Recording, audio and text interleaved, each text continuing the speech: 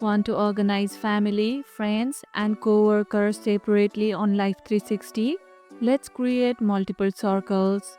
First, open Life360 app on your device. Now head to Settings and tap Create a new circle. Name your new circle and invite the right people by sharing the code. Repeat the process to create even more circles. Each circle is separate. You can control who sees what. Customize circle names and profile pictures to avoid getting confused between groups.